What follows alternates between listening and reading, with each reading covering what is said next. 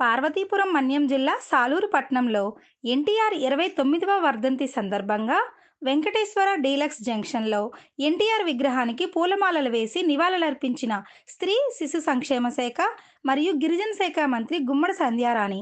ఈ కార్యక్రమంలో నియోజకవర్గ టీడీపీ నాయకులు, కార్యకర్తలు పాల్గొన్నారు.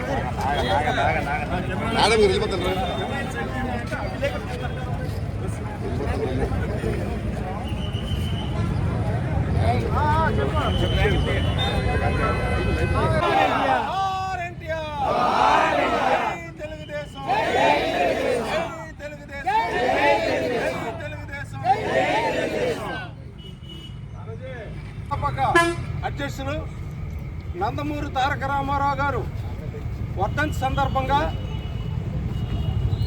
తెలుగుదేశం పార్టీ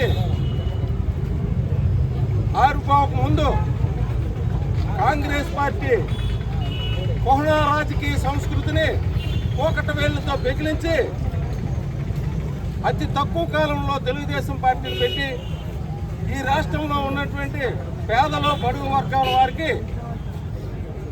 అన్నమో రామచంద్రని అలమటిస్తున్న పేద ప్రజలకు ₹2కే కిలో బియ్యం ఇచ్చి అన్నదాతగా నిరూపించుకున్నాడు నందమూరి తారక రామారావు.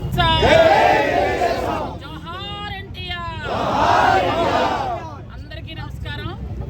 29వ వర్ధంతి సందర్భంగా ఆయనకి ఘనంగా నివాళులు అర్పించడానికి ఈరోజు రావడం జరిగింది.